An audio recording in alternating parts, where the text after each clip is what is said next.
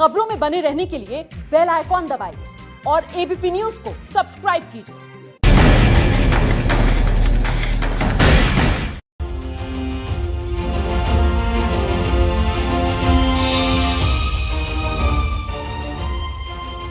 नमस्कार, आप देख रहे हैं कौन बनेगा प्रधानमंत्री। आपके साथ मैं हूं अखिलेश आनंद। तो आज की सबसे बड़ी खबर सबसे पहले आपको बता दें, पीएम मोदी ने आज मैं भी चौकीदार सम्मेलन में बिना नाम लिए गांधी परिवार और कांग्रेस पर हमला किया। मोदी ने कहा कि जनता के पैसों पर पंजा नहीं पड़ने दूंगा। साथ ही उन्होंने बालाकोट एयर स्ट्राइक से लेकर भ्रष्टाचार तक सब पर कांग्रेस को घेरा।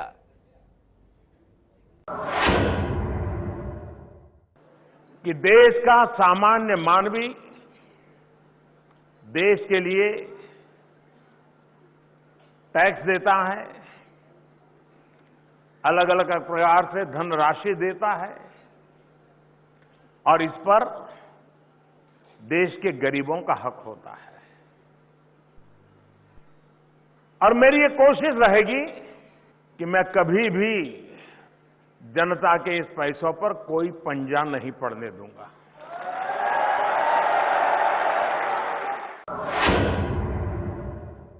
चौकीदार ये न कोई व्यवस्था है, चौकीदार ये न कोई यूनिफॉर्म की पहचान है, चौकीदार न ही कोई एक चौखट में बंधा हुआ है। चौकीदार एक स्पिरिट है, एक भावना है।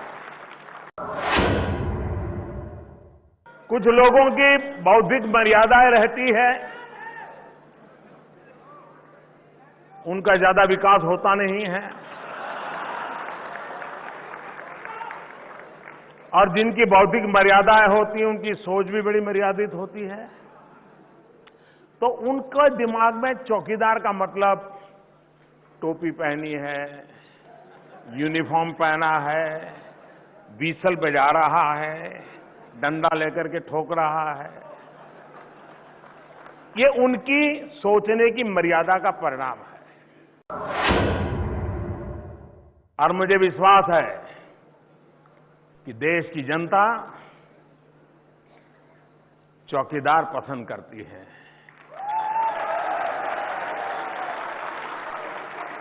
देश की जनता को राजा महाराजाओं की जरूरत नहीं है। मुझे खुशी है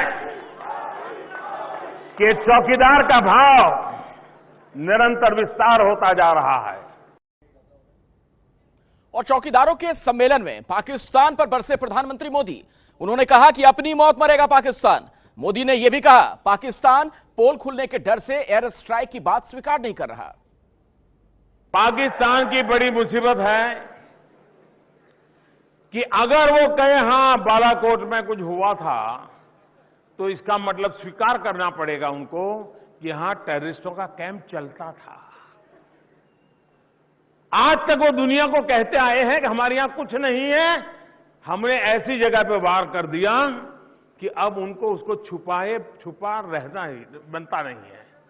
आपने देखा हो 1.5 महीना हो गया किसी को जाने नहीं देते, लेकिन अब वो ऐसी जगह पे वार हुआ है, इसके कारण ये सिद्ध हो चुका है कि पाकिस्तान में टेररिस्ट कैंप चलते थे। और इसी ने पाकिस्तान को सबसे ज्यादा परेशानी, कितने लोग मरे उससे नहीं है, वो तो प्रॉब्लम वो सॉल्व कर देते हैं। उनके परेशानी इस बात की है कि इससे थप्पा पक्का लग रहा है कि टेररिस्टों का कैंप यहां चलता था। और दुर्भाग्य है कि हमारे देश के मोदी को गाली देने में जो उत्साही लोग हैं, वो वहां पाकिस्तान की अपने बयानों से मदद कर रहे हैं। और सियासी गलियारे से आज की एक और बड़ी खबर। अब यह बात साफ हो गई है कि राहुल गांधी इस बार लोकसभा चुनाव 2 सीटों से लड़ेंगे। उनके केरल से भी चुनावी मैदान में उतरने की तस्दीक हो चुकी है। इस घोषणा के साथ ही बीजेपी ने राहुल गांधी के खिलाफ सियासी हमले तेज कर दिए हैं। यूपी की अमेठी से भी राहुल गांधी, केरल की वायनाड सीट से भी राहुल गांधी। जी हां, अब इस बात की पुष्टि हो गई है कि राहुल गांधी इस बार लोकसभा चुनाव 2 सीटों से लड़ेंगे। कांग्रेस ने बाकायदा प्रेस कॉन्फ्रेंस करके इसकी पुष्टि कर दी है। राहुल गांधी जी वायनाड सीट से भी लड़ेंगे। कांग्रेस के कार्यकर्ताओं के लिए ये एक हर्ष का दिन है कि दूसरी सीट अमेठी के बाद वायनाड सीट से भी श्री राहुल गांधी चुनाव लड़ेंगे। वैसे अमेठी की तरह वायनाड भी कांग्रेस के लिए सुरक्षित सीट मानी जाती रही है। केरल की वायनाड सीट पिछले 10 साल से कांग्रेस के पास है। यहां 2014 के चुनाव में कांग्रेस हालांकि करीब 21,000 वोट से ही जीत पाई थी। 2014 में कांग्रेस को वायनाड से 3,77,000 वोट मिले थे। सीपीआई को 3,56,000 वोट मिले थे, जबकि बीजेपी को मिले थे करीब 81,000 वोट।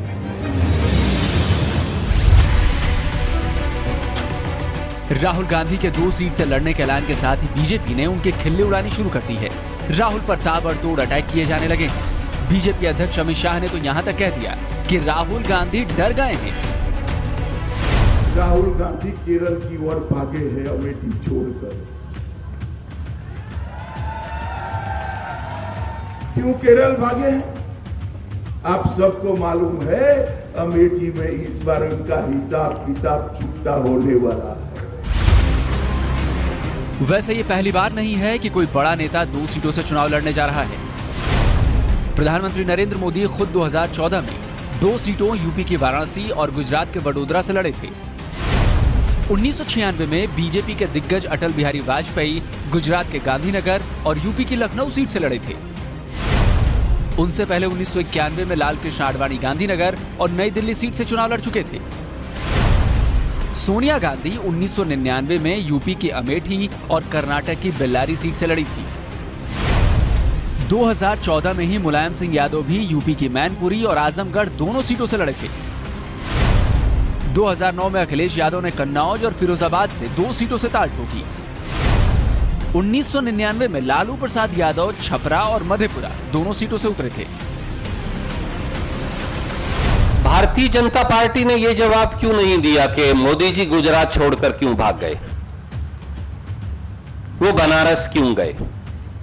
इसका मतलब गुजरात में स्थिति खराब थी। इस प्रकार की बचकाना बातों, इमेच्योर जो एक अंग्रेजी का लफ्ज है, कि बजाय गंभीर राजनीतिक विषयों पे चर्चा करें तो अच्छा है। यूपी की अमेठी यूं तो गांधी परिवार की परंपरागत सीट रही है, लेकिन यह भी सच है कि 2014 के चुनाव में यहां से बीजेपी ने राहुल गांधी के सामने परेशानी खड़ी कर दी थी। 2014 में राहुल गांधी की जीत का अंतर घटकर करीब 1,08,000 वोट रह गया था। 2014 में अमेठी से राहुल गांधी को करीब 4,09,000 वोट पड़े थे, जबकि बीजेपी की स्मृति ईरानी को करीब 3,01,000 वोट मिले थे। कोई भी व्यक्ति एक से अधिक सीटों से लड़ सकता है, लेकिन कांग्रेस का और श्री राहुल गांधी जी का डर हमको तो अच्छा लगा है। अमेठी का रण क्षेत्र छोड़ने के बाद श्री राहुल गांधी रण छोड़ गांधी बन गए। क्या स्मृति ईरानी जी ने आज तक पंचायत का चुनाव भी जीता है? क्या वो कभी मेंबर पंचायत बनी है? उन्होंने 3 चुनाव लड़े, एक चांदनी चौक से, दूसरा अमेठी से। दोनों चुनाव वो बुरी तरह उन्होंने शिकस्त पाई और अब तीसरी बार हार की हैट्रिक की अमेठी ने तैयारी कर रखी है। स्मृति जी को बैरंग लौटा देगी अमेठी। केरल की वायनाड सीट राहुल गांधी के लिए आबादी के समीकरणों के हिसाब से भी मुफीद मानी जा रही है। वायनाड जिले में 48% हिंदू हैं। ईसाई समुदाय की संख्या करीब 29% है और करीब 21% मुस्लिम आबादी भी है। डूबते जहाज को देकर कप्तान भागा। राहुल गांधी अमेठी को छोड़कर सुरक्षा की आस में चले गए हैं वायनाड केरला में। राहुल गांधी आज केरल के एक बिल्कुल अल्पसंख्यक बहुल क्षेत्र में संरक्षण प्राप्त करने गए। उसमें कोई नई बात नहीं, हम दोनों जगह से भारी मतों से जीत के आएंगे और बीजेपी चाहे कुछ भी कहे, हम अपनी सरकार बनाएंगे देश में। किसी जोखिम से बचने के लिए 1 से ज्यादा सीटों से चुनाव लड़ना हालांकि कोई नया राजनीतिक चलन नहीं है, लेकिन बीजेपी इसे अमेठी में राहुल गांधी के डर के रूप में प्रचारित करने में जुट गई है। ऐसे में यह देखना दिलचस्प होगा कि बीजेपी पिछले चुनाव में मोदी के 2 जगहों से चुनाव लड़ने के फैसले को कैसे डिफेंड करती है। अब अगली खबर, लोकसभा चुनाव से पहले लालू के घर में फूट बढ़ती नजर आ रही है। कल बड़े बेटे तेज प्रताप के समर्थक सड़कों पर थे। तेज प्रताप ने अपने 2 समर्थकों को चुनाव लड़ने के लिए कह दिया था। आज तेजस्वी ने बातों ही बातों में यह मान लिया कि भाई को मनाने में वो नाकाम रहे हैं। पार्टी में हर किसी को, हमारे दल में, चाहे वो नेता हो या कार्यकर्ता हो या जनता हो, वो जो है अपना राय देती है। तो लोकतंत्र में सबको आजादी है कि नहीं चुनाव लड़ने। ये बयान नहीं, गवाही है। गवाही लालू यादव के परिवार में सबसे बड़ी फूट की। कैसे यह बयान परिवार में तेज प्रताप को किनारे किए जाने की गवाही दे रहा है, इसे समझने के लिए पहले देखिए ये तस्वीर। जिंदाबाद जिंदाबाद, जहानाबाद के गरीब जनता जिंदाबाद जिंदाबाद जिंदाबाद। 3 बार से हार रहा है, 4था बार नहीं हारेगा। पटना में लालू के बड़े बेटे तेज प्रताप यादव के घर के बाहर की तस्वीरें हैं। जहानाबाद से आरजेडी उम्मीदवार सुरेंद्र यादव को टिकट देने का शनिवार को खुलकर विरोध किया गया। हार रहा है लगातार, नहीं चाहिए सपना, हार रहा है लगातार, नहीं चाहिए सपना। बड़ा भाई है, भाई का जो परिवार में जो बड़ा भाई होता है वो हमेशा बड़ा का दर्जा होता है, मालिक वही होता है।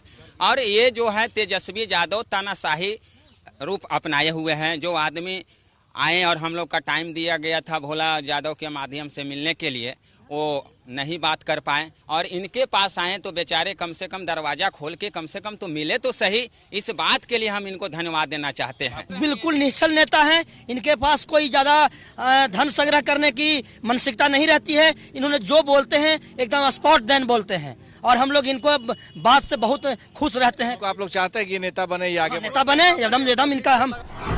जहानाबाद सीट से चंद्र प्रकाश को और शिवर सीट से अंगेश कुमार को टिकट दिलाना चाहते थे तेज प्रताप, लेकिन टिकट नहीं मिला तो उन्होंने दोनों उम्मीदवारों को निर्दलीय लड़ने को कह दिया।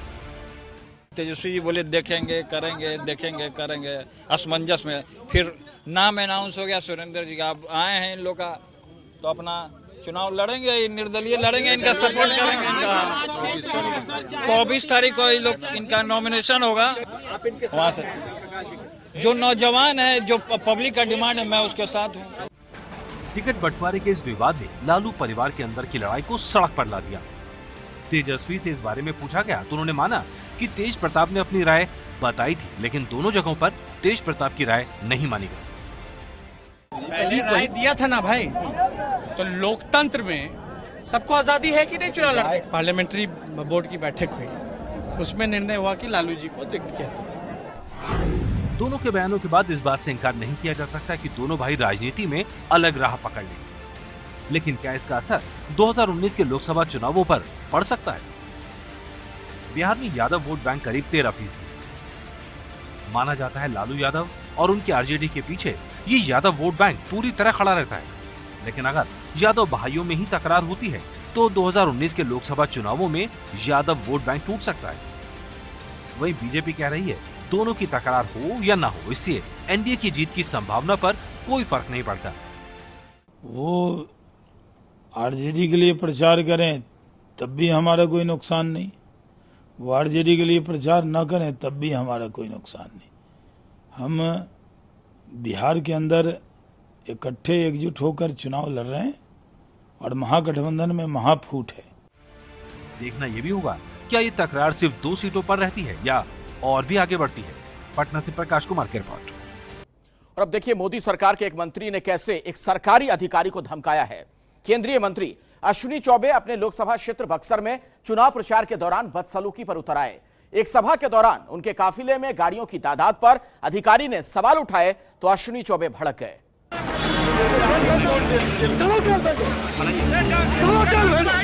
नेताजी का गुस्सा, नेताजी की हेकड़ी और नेताजी का कानून को ठेंगा दिखाने वाला अंदाज। किसको बंद करेंगे? क्या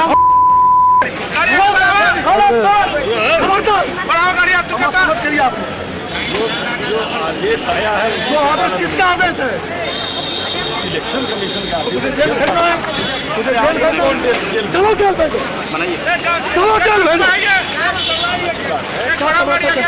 गाड़ियों को जब्त करने का है, आपको जब्त करने का है, तो गाड़ी में भी है, जब्त नहीं कर सकते।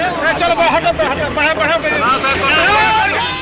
चुनाव का माहौल है, नेताजी अपने समर्थकों के बीच है। ऐसे में क्या मजाल कि कोई उन्हें कानून का पाठ पढ़ाए, कोई उन्हें आचार संहिता की याद दिलाए।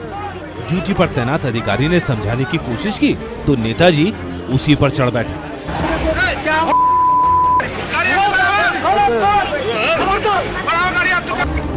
ये है केंद्रीय मंत्री अश्विनी चौबे, जो एक बार फिर बिहार की बक्सर सीट से बीजेपी उम्मीदवार हैं। शनिवार को बक्सर के किला मैदान में केंद्रीय मंत्री अश्विनी चौबे की सभा में अनुमति से ज्यादा गाड़ियां पहुंच गई, जो सीधा आचार संहिता का उल्लंघन है। प्रशासनिक अधिकारियों को जब इस बात की खबर मिली तो उन्होंने सवाल जवाब करना शुरू किया, लेकिन अधिकारियों की मुस्तैदी केंद्रीय मंत्री को इतनी नागवार गुजरी कि उन्हें जेल भेजने की चुनौती देने लगी। सुनिए, तस्वीरें जरा गौर से देखिए, कैसे नेताजी कार में बैठे बैठे अधिकारी से बदसलूकी करने पर उतारू हो गए। यहाँ तक कि नेताजी की जुबान बेकाबू होने लगी।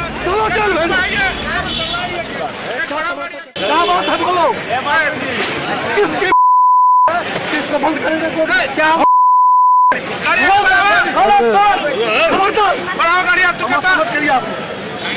जो आदेश आया है, जो आदेश किसका आदेश है? इलेक्शन कमीशन का आदेश। चलो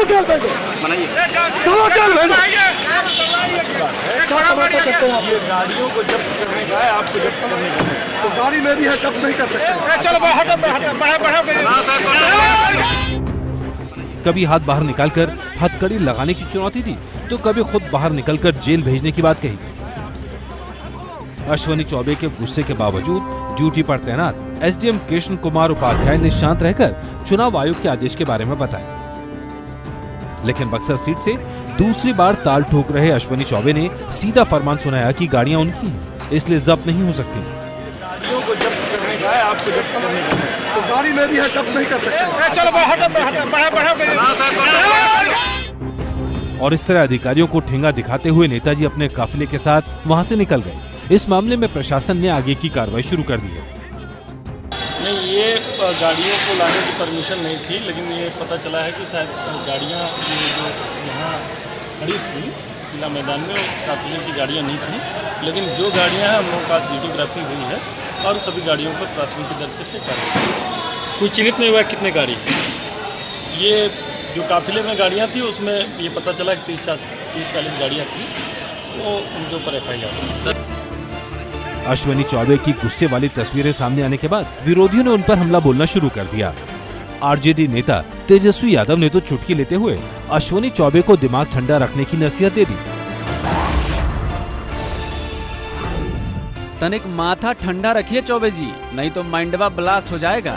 आर देख अभी से पैनिक हो गए, अभी तो मई बाकी है। कंट्रोल बाबा कंट्रोल।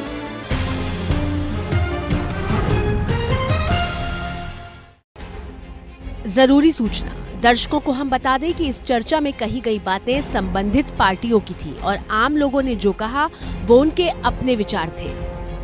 बहुत बहुत स्वागत है आपका कौन बनेगा प्रधानमंत्री में। हम बिहार के गया में हैं और देखिए गया वालों का जोश। क्या बात है, क्या बात है, क्या बात है। आज मुझे लगता है कि मजा आने वाला है गया में। मैं कोशिश करूंगा कि जहां तक पहुंच सकूं आपके सवाल लेने के लिए आऊं। भाजपा से धनराज शर्मा हैं हमारे साथ, जो जिला अध्यक्ष हैं। बहुत बहुत स्वागत। और धनराज जी, चलते चलते जब मैं आपके पास आई गया हूं तो सबसे पहले सवाल आप ही से। नवादा से गिरिराज सिंह को न टिकट दे करके नवादा का खेल बीजेपी बिगाड़ रही है।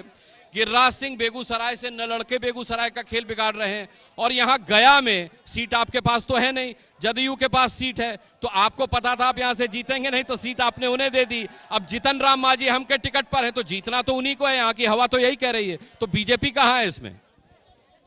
मैं एक चीज एबीपी न्यूज के माध्यम से बोल देना चाहता हूं कि हमारे एनडीए गठबंधन के 17 सीट के तहत गया सीट एनडीए गठबंधन को गया है।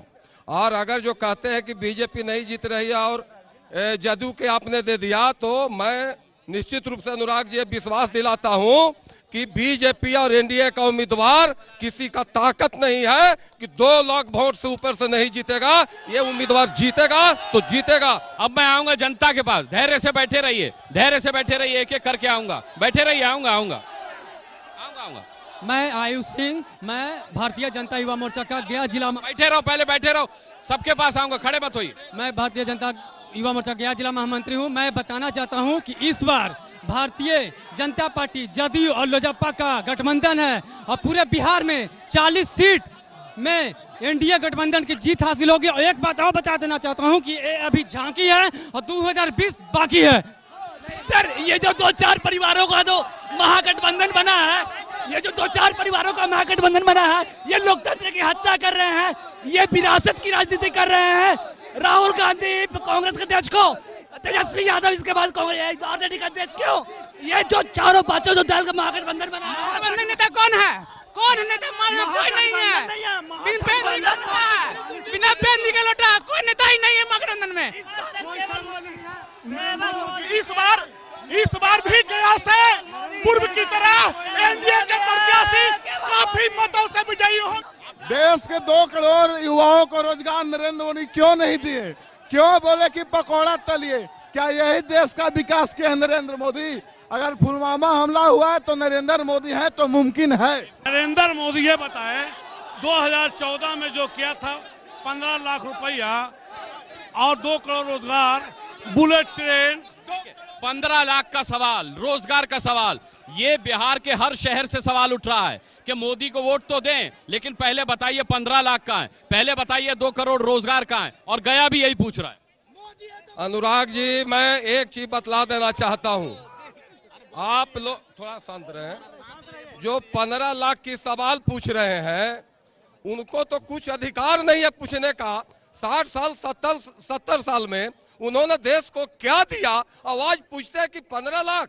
निश्चित रूप से विश्वास दिलाते हैं गया जी के धरती से कि नरेंद्र मोदी जी प्रधानमंत्री बनेंगे और जिस तरह से देश का विकास हो रहा है आगे भी। सवालों का जवाब दिए कैसे बन जाएंगे नरेंद्र मोदी प्रधानमंत्री? में पहले चरण में ही मतदान होना है। मैं अपील जरूर करूंगा गया वालों से कि अपने मताधिकार का इस्तेमाल जरूर करें, वोट जरूर डालने के लिए जाएं। कौन बनेगा प्रधानमंत्री में नवादा से एक बार फिर आपका स्वागत है। एक बार जोरदार तालियां नहीं बजाइएगा? क्या बात है नवादा। जेडीयू से मुकेश विद्यार्थी हमारे साथ हैं।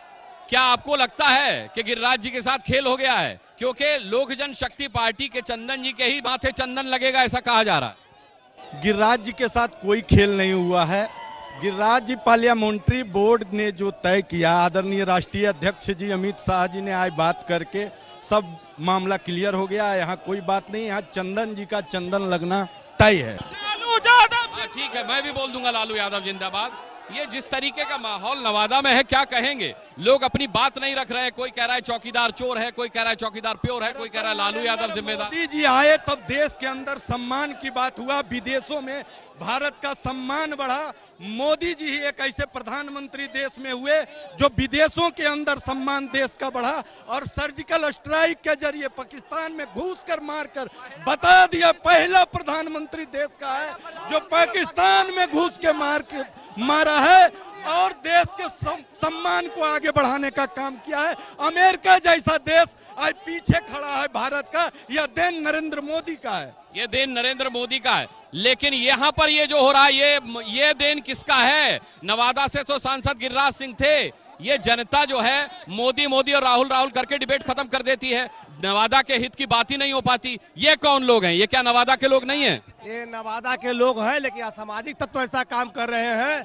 यहाँ जो है तो आप देखेंगे, यदि जाएंगे तो बरसों लंबित रेल दोहरीकरण, रेल विद्युतीकरण, पर्सनल नवादा की बात, रेल विद्युतीकरण, दिल्ली के लिए ट्रेन, महिलाओं को रोजगार से जोड़ना, अस्पताल, जितना इस सरकार में काम हुआ, गिरिराज सिंह के नेतृत्व में काम हुआ, नरेंद्र मोदी के नेतृत्व में काम हुआ, उतना आज तक कभी नहीं काम हुआ। ठीक है, मैं आरजेडी से पूछ लेता हूं। हटिए हटिए हटिए, रास्ता दीजिए, रास्ता दीजिए भैया, रास्ता दीजिए, बात होने दीजिए भैया। आरजेडी वाले कहां गए?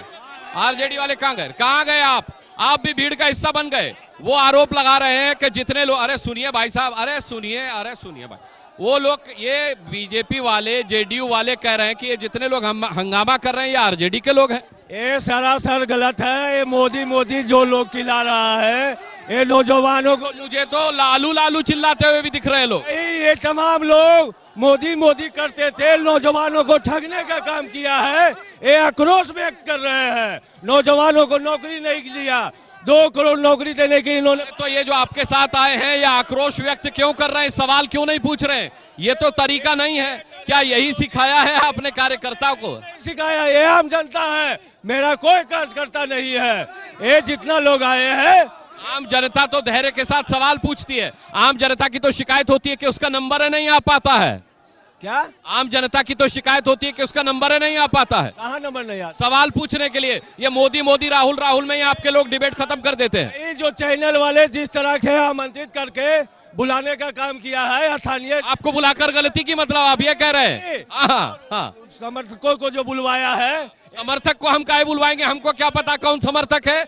हमको क्या पता साहब कौन समर्थक है? चैनल है वो निश्चित रूप से ग्रसित रूप से काम करने का काम करता है, इसीलिए आपको बुलाया। अगर ग्रसित होकर काम करता तो आप काहे खड़े होते हैं यहाँ पर? अरे क्या बोल रहे हैं तो सुन, क्या बोल रहे हैं तो सोच लीजिए। आपको बुलाया है, ग्रसित होते तो आप काहे आते और 150 समर्थक कैसे लाते? आक्रोश है, मोदी ने लोगों को, नौजवानों को ठगा है, उसी की अभिव्यक्ति है। क्या कह रहे हैं ये लोग, बताइए जरा। कह रहे हैं नौजवानों को रोजगार नहीं मिला, 15 लाख रुपया देने के बाद। पूछ लेता हूं बीजेपी से, पूछ लेता हूं। देखिए आरजेडी आरोप लगा रही है कि ये आम जनता है जो हंगामा कर रही है, और ये इसलिए हंगामा कर रही है क्योंकि इनको 15 लाख रुपए नहीं मिले। ये इसलिए हंगामा कर रही है क्योंकि ये नौजवान बेरोजगार हैं। क्या कहेंगे? आप भी जानते हैं, पूरा विश्व जानता है कि मोदी के नेतृत्व में कितना विकास हुआ है। आज आकलन आपका भी सर्वे कहता है कि ज्यादा जनता किसे पसंद करती है, इससे आप खुद समझ सकते हैं कि मोदी के नेतृत्व में मोदी चोर नहीं, मोदी प्योर है, इसीलिए पुनः मोदी श्योर है।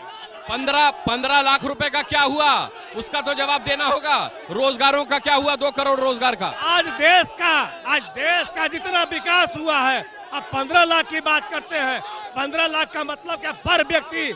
जब आप 15 लाख की बात जो करते हैं, वो इसका मतलब क्या कि पर व्यक्ति खाते में क्या, ये क्या है पर व्यक्ति का वैसा इनकम करेंगे। आज नवादा से इतना ही, नवादा का समय खत्म हुआ। मोदी को ही जिताएंगे, मोदी जी को जिताएंगे, अब के पूरे देश में मोदी जी को ही ये जिताएंगे। ठीक है, अब के पूरे देश में कमल फिर से हम ही जिताएंगे। ठीक है, नून रोटी खाएंगे, मोदी जी को जिताएंगे। ठीक है, नून रोटी खाएंगे, मोदी जी को जिताएंगे। चलिए मोदी जी को जिताएंगे, ये यहाँ के लोक गायक हैं, और इनकी आवाज के साथ एक बार जोरदार तालियां बजा दीजिए भैया। शुरू करते हैं, एक बार जोरदार तालियां। ये बात जमुई वालों, अब आएगा मजा। सुदेव जी कह रहे हैं 2 लाख से मैं जीतूंगा। चिराग पासवान की पार्टी कह रही है कि 2 लाख से चिराग पासवान जीतेंगे।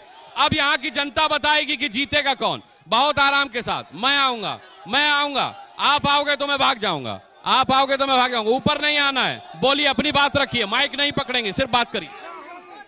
महागठबंधन का प्रत्याशी यहाँ बहुत ज्यादा वोट से चुनाव जीत रहे हैं, और हिंदुस्तान में महागठबंधन का सरकार। एक करके मारामारी नहीं, ऐसे थोड़ा ही होता है। मैं आपके पास खुद आ रहा हूं तो आप काहे धक्का मुक्की करके भैया आगे बढ़ रहे हो? आराम से बात करो, जमुई के खूबसूरत लोग हो आप। चिराग पासवान 2 लाख वोट से जीत रहे हैं। अरे ये तो चिराग पासवान वाले बोल चुके। ये मेरा हाथ है, माइक नहीं है, छोड़ दो। छोड़ दिए भैया, रुकिए। मोदी के लिए हम लोग कुछ भी करेंगे। मोदी बिहार से थोड़ा ही खड़े हैं। बिहार से कौन आ रहा है, जमुई से कौन आ रहा है? मोदी के लिए। अच्छा, मोदी प्रधानमंत्री बनेंगे। अरे भैया ऐसे चिल्लाओ नहीं, ऐसे नहीं, आराम से, माइक मत पकड़। मुर्गी को मोर बता रहे, चौकीदार को चोर बता रहे। लूट की दुकान बंद हो गई, इसलिए सारे लुटेरे शोर मचा रहे। अच्छा ठीक है, पीछे आऊंगा। पीछे वाले लोग धैर्य के साथ खड़े, हल्ला नहीं करना। बोलिए भैया, बोलिए, बात कहिए। ये जीत के गए 5 सालों में एक बार भी नजर नहीं आ रही, वोट के टाइम में। राहुल गांधी जिंदाबाद। आराम से माइक। इस बार मोदी सरकार को आना चाहिए। सरकार आएंगे भी और मोदी सरकार। राहुल गांधी जिंदाबाद, राहुल गांधी जिंदाबाद, ये भी कह रहे हैं लोग। एक मिनट, हाँ बोलो। मोदी जिंदाबाद। आप बोलो कौन बनेगा प्रधान? मोदी जिंदाबाद। अच्छा एक मिनट, आप सब इस देश के युवा हो। मोदी जी ने रोजगार दिया है क्या? रोजगार मिला है क्या? रोजगार मिला है क्या? फिर काहे मोदी मोदी कर रहे? मिल जाएगा अभी तो पाकिस्तान पर भारी पड़ता है, पाकिस्तान पर भारी पड़ता है मोदी। एक हिंदुस्तानी 100 पाकिस्तानी पर भारी। मोदी मोदी मोदी मोदी मोदी मोदी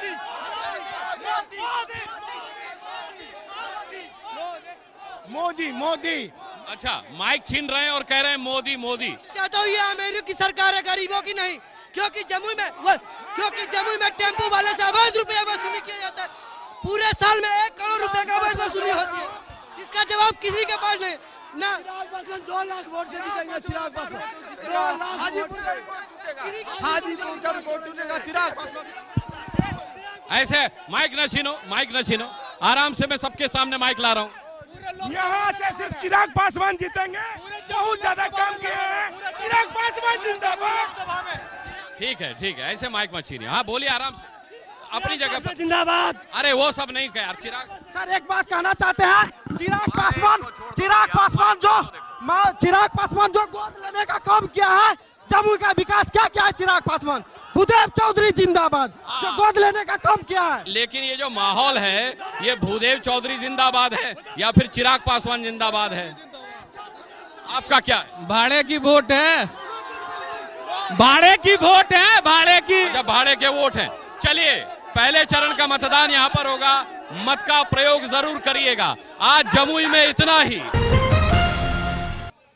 तो आइए कौन बनेगा प्रधानमंत्री में बांका से अब शुरू करते हैं राजनीतिक चर्चा। एक बार जोरदार तालियां बजा दो भैया। ये सब बांका के बांके नौजवान हैं। मोदी जी ने युवाओं को छलने का काम किया है, कांग्रेस कह रही। सर कांग्रेस के बारे में तो नहीं बता सकते, लेकिन मोदी जी ने बहुत युवाओं के लिए बहुत काम किया और आशा करते हैं कि आगे भी बहुत काम करेंगे। और इसलिए हम लोगों का एनडीए का समर्थन है, लेकिन साथ साथ हम लोग एक नारी सशक्तिकरण के लिए। ठीक है, बाकियों से पुतुल कुमारी के साथ नीतीश कुमार ने गद्दारी किया है। नीतीश कुमार को हम लोग मुंहतोड़ जवाब देंगे। नीतीश कुमार हम लोग केंद्र में नरेंद्र मोदी के साथ। नहीं, ऐसे नहीं आऊंगा किसी के पास, ऐसे नहीं आऊंगा। इधर से कोई अपनी बात रखना चाहता है, कोई बोलना चाहता है, बोलिए, आराम से बोलिएगा। बांका से प्रकाश यादव नहीं जीतेगा, चाहे जो हो जाए, नहीं जीतेगा, कोई काम नहीं। मोदी मोदी मोदी मोदी मोदी। ठीक है, यहाँ तो बम्बम यादव जी मोदी मोदी के नारे लग रहे हैं। यहाँ कोई मोदी का नहीं, यहाँ लालू का लहर है। लालू का लालटेन जलेगा। जब प्रकाश नारायण यादव जीतेगा, बांका का विकास होगा, बांका का विकास होगा। बांका की जनता आज तक मोदी आजादी के बाद बांका के इतिहास में आज तक एनडीए और भारतीय जनता पार्टी चुनाव नहीं जीती है। मैं विश्वास दिलाता हूं बांका के जनता मालिकों को कि बांका में लालटेन का लहर है। बांका में लालू यादव जीतेगा, जब प्रकाश यादव जीतेगा, बांका का विकास होगा, तेजस्वी यादव आगे बढ़ेगा। कांग्रेस वाले यहाँ पर भी चौकीदार चोर है का नारा लगवा रहे हैं। आपने देखा होगा चौकीदार का कितना समर्थन मिला है। रिट्वीट करके करोड़ों लोगों ने इस देश के चौकीदार को एक सही प्रधान सेवक के रूप में, एक आंदोलन के रूप में। भैया हिंदुस्तान का हर व्यक्ति अपने आप को चौकीदार करने को तैयार है। इन लोगों को समझने की जरूरत है। ये गलतफहमी में नहीं रहे। आने वाला यहाँ से गिरधारी यादव भारी मतों से चुनाव जीतेगा। ठीक है, जातिवाद, भ्रष्टाचार और पाकिस्तान पर एक साथ प्रहार, इसलिए हर बार मोदी सरकार। अच्छा ठीक है, लेकिन अपने हर मुद्दे पर मोदी फेल रही है, मोदी सरकार, इसलिए महागठबंधन का प्रधानमंत्री बनेगा। आज तक जब से ये प्रधानमंत्री बने, जितनी घोषणाएं इन्होंने की, एक भी वादा को अपने पूरा नहीं किया, इसलिए ये फेंकू के नाम से। मैं एक बात प्रधानमंत्री जी से पूछना चाहता हूं कि बिहार, बोलो आपकी आवाज जा रही है। बिहार को ऐसे नहीं। चौकीदार बिल्कुल चोर है और इस बार चौकीदार को बिहार देश से हटा के रहेंगे। ये गलत तरीका है। तो चलिए बांका में इतना ही, क्योंकि बांका के लोग अपनी बात रखना नहीं चाहते। सिर्फ मोदी मोदी लालू लालू। भागलपुर में मुलाकात होगी सोमवार को।